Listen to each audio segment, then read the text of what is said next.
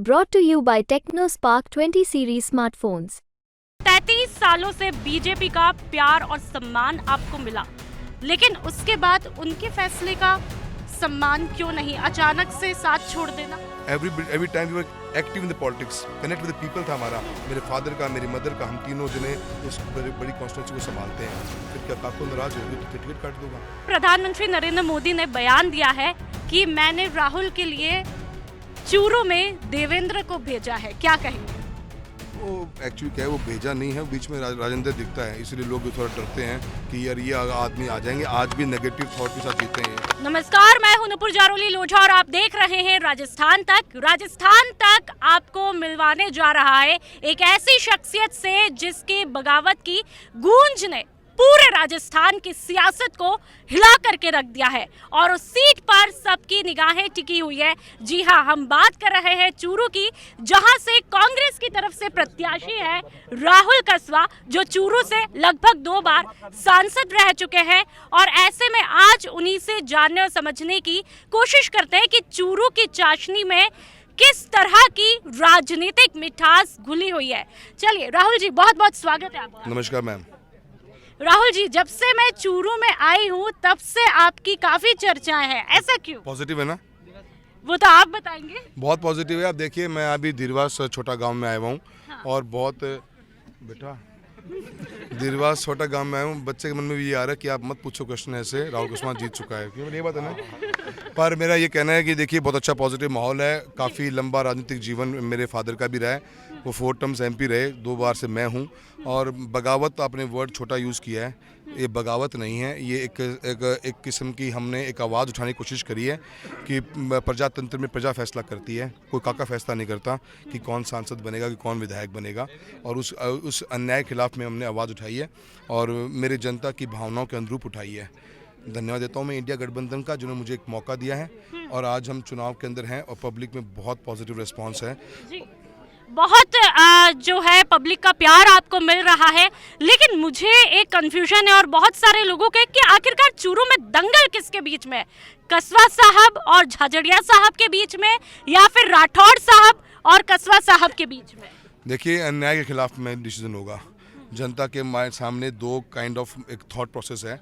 एक थॉट ये कहता है कि पब्लिक के बीच में रहने वाले लोग जो जनता की दिन रात बीच में रहते हैं, उनके इश्यूज़ को रेज करते हैं, उनके बीच में काम करते हैं, क्या उन लोगों को आप प्रजातंत्र में रिप्रेजेंटेशन दोगे, या उनको दोगे जहाँ से आप कोई काका कह देगा नहीं मैं इसको टिकट दिलाऊंगा, मैं इसकी टिकट कटवाऊंगा, उस कॉन्सेप्ट पे? ये कॉन्सेप्ट बेस्ड पॉलिटिक्स है, इसीलिए आप सबकी नज़र चूरू पे है, क्योंकि पब्लिक ने उस कॉन्सेप्ट को उसको चैलेंज किया है। स्टेटस को नहीं रहने देंगे जाएगा कि आप चाहोगे वो बन जाएगा, आप चाहोगे टिकट कट जाएगी, आप चाहोगे तो ये जीतेगा, आप चाहोगे तो जीतेगा नहीं, ये नहीं चलता कॉन्सेप्ट। इसलिए पब्लिक एट लार्ज के अंदर इस कॉन्सेप्ट, स्टेटस को के अगेंस्ट में एक वॉइस रेज करी गई है और मुझे पूरी उम्मीद है मैं इसके लिए इसलिए आगे बढ़ा हूँ, बहुत सोच समझ के बढ़ा हूँ, इसलिए से बढ़ा हूँ क्योंकि बहुत लंबा एक्सपीरियंस पॉलिटिक्स में है। 33 ईयर्स से एक मेंबर ऑफ पार्लियामेंट है। आपने कहा बहुत लंबा आपको अनुभव रहा, लंबे समय तक, लगभग 33 सालों से बीजेपी का प्यार और सम्मान आपको मिला, लेकिन उसके बाद उनके फैसले का सम्मान क्यों नहीं अचानक से साथ छोड़ देना? देखिए, प्यार और सम्मान तो जनता का मिलता है, पार्टियां माध्यम बनती हैं। और आप भी वही क्वेश्चन पूछ रहे हो जिसके खिलाफ हम चल रहे हैं। सम्मान जनता का है। आज कितने परसेंटेज ऑफ लोग हमारी कॉन्स्टिट्यूंसी के अंदर विलेज में लेवल में बैठे हुए हैं जिनकी लाइफ में चेंज आ गया? 10% भी नहीं है मैडम।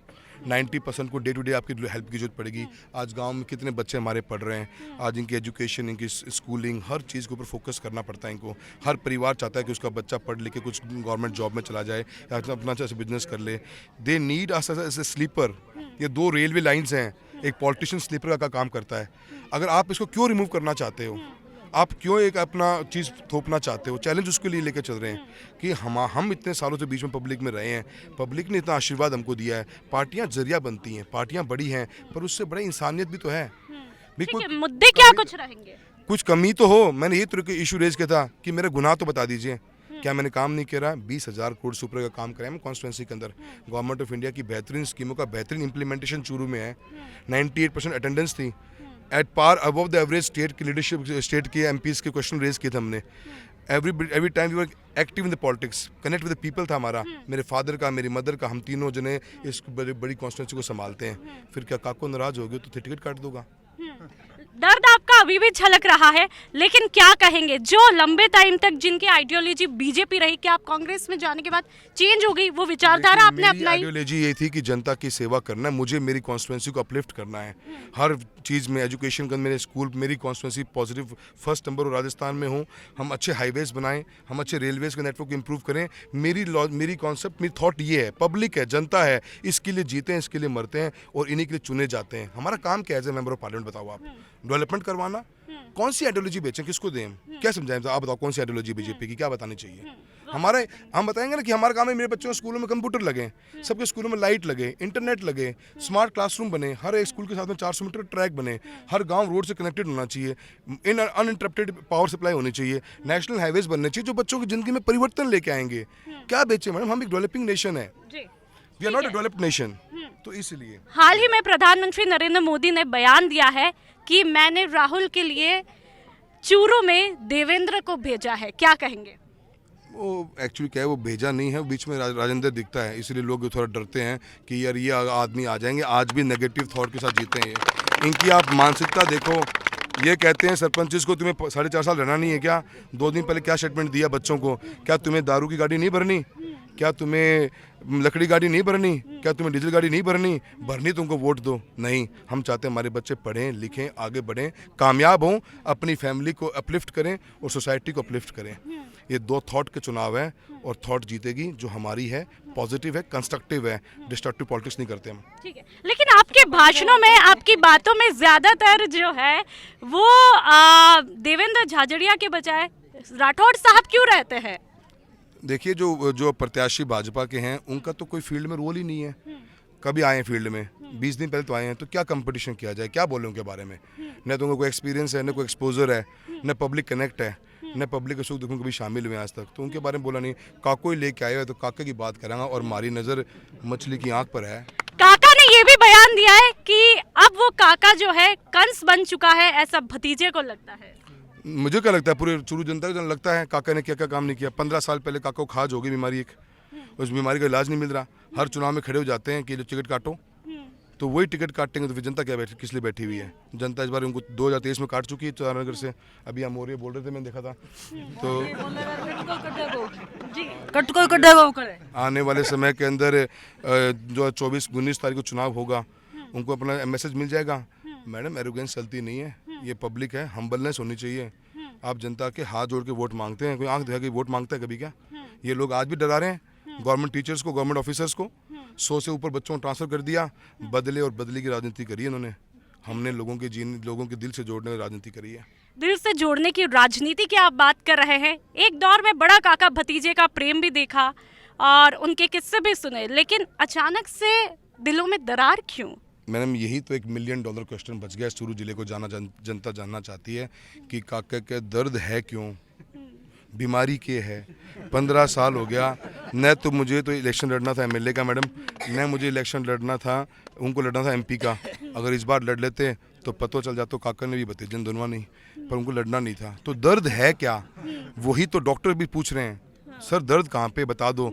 और जनता जो रूपी डॉक्टर्स जो है ये पूछ रही है, हर आदमी पूछ रहा है कि आपकी प्रॉब्लम क्या है। आप हर इलेक्शन के टाइम पे खड़े क्यों जाते हो कि टिकट काटो? 14 में फादर टिकट कटवा दी, 19 में मेरे पीछे पड़ गए, 24 में कटा के ही मानने। अब अगली बार मौका नहीं मिलेगा। तो क्या ये माना जाए जख्म का बदला जख्म से, ऐसा कुछ लोग कहते हैं? मेरा कोई जख्म, मैं थॉट के लिए लड़ता हूँ, मैं सोच के लिए लड़ता हूँ। तो फिर उन्होंने एक बार मंच से जयचंद करके जो बात कही, वो क्यों? मैडम, इसके ऊपर तो मुझे ये कहना है, जयचंदों के बीच में खड़े हुए जयचंदों की बात करते हैं, कैसे बोल सकते हैं? कितने नेता ने कितने नेताओं का भविष्य खराब कर दिया और आज तक उनको पता नहीं कितने लोगों पे इल्जाम डाले हैं। और जो स्टेटमेंट उन्होंने दिया था उसमें वो बसपा के प्रत्याशी के जो सबसे निकटतम प्रस्तावक थे, वो उनके वार्ड पार्षद के बीच में खड़े होकर स्टेटमेंट दिया है जयचंद वाला। कभी सोच कर देखो कि आसपास खड़ा कौन है। सीटिंग बसपा के पार्षद हैं वो लोग, सीटिंग बसपा के प्रस्तावक हैं, उनके बीच में आप बयान दे रहे हो। कितने लोगों के MLA के इलेक्शन में आपकी क्या कार सेवा करी हुई, हमें छुपा थोड़ना है, पर हमने आज तक कभी कुछ बोला नहीं। सादुलपुर की सीट बीजेपी क्यों हारी, बीजेपी को उसका मंथन करना चाहिए। भावड़ा जी हमारे ब्राह्मण नेता थे इतने बड़े, क्यों चुनाव हारे, क्यों को हराया गया, क्या हुआ सदाशहर में, क्या हुआ लाहौर के अंदर, बताइए। आप तो टिकट पूरे स्टेट की बांट रहे थे और खुद अपनी सीट बदल रहे थे, लोगों ने बुला दिया आपके, हम क्या करें इसमें? ठीक है, लोगों का बहुत प्रेम मोहब्बत आपको मिल रही है जी। कल्टी करांगा। ठीक है, चलिए, लोगों का बहुत प्रेम और मोहब्बत जो है वो देखने को मिल रही है। मान लीजिए आप जीत जाते हैं तो जनता के लिए, चूरू की जनता के लिए इस मोहब्बत का कर्ज कैसे चुकाएंगे? बहुत अच्छा क्वेश्चन पूछा आपने। मैंने हमेशा कभी भी एक कोई टिकट के ऊपर मैंने बात नहीं करता कि हम ये कर देंगे वो कर देंगे। गवर्नमेंट ऑफ इंडिया की जितनी मिनिस्ट्रीज़ हैं उन सभी मिनिस्ट्रीज में हमारा फोकस रहता है। अगर आप हमारा बुकलेट देखेंगे जो मैं छपाया हमने हर डिपार्टमेंट का पैसा लगाया है, चाहे रेलवेज़ हो, चाहे हाईवेज़ हो, चाहे एजुकेशन सेक्टर हो, चाहे एग्रीकल्चर हो। हमने पैरेलल इकोनॉमी खड़ी करी है एग्रीकल्चर के अंदर। झींगा मछली पालन को हमारा प्रोत्साहन दे रहे हैं। 100 करोड़ का प्रोजेक्ट का DPR बनने तैयार हो रही है एक बढ़िया एक्वा पार्क के लिए। बीमा का एक योजना है बहुत बढ़िया, 7800 करोड़ का बीमा क्लेम डिसबर्स हुआ है पिछले 6-7 सालों में। We are highest in Rajasthan and number 2 और 3 इन इंडिया। तो हम गवर्नमेंट ऑफ इंडिया की स्कीम्स का पालन करते हैं और हम उसको पूरा एग्जीक्यूट करने की कोशिश करते हैं। इसीलिए आप देखोगे मल्टीपल फील्ड में हमारा जॉब हुआ है। हम एक ही पूरे राजस्थान में नेशनल हाईवे सैंक्शन हुआ है NH 703 which starts from Churu and ends at Jalandhar. It is the only one national highway notified in the last 5 years।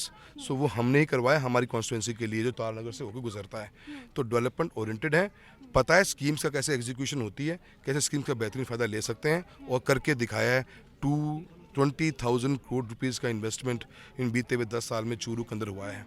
So we are not afraid, हमें रास्ते पता हैं और सक्षम है, काबिलियत रखते हैं और एजुकेटेड हैं। मैडम करके दिखा देंगे आपको, देखना। चलिए राहुल जी, आपको बहुत बहुत बधाइयाँ। आप देखते हैं कि 4 जून को जनता क्या कुछ आईना दिखाएगी। चूरू की जनता उनके हाथ में है।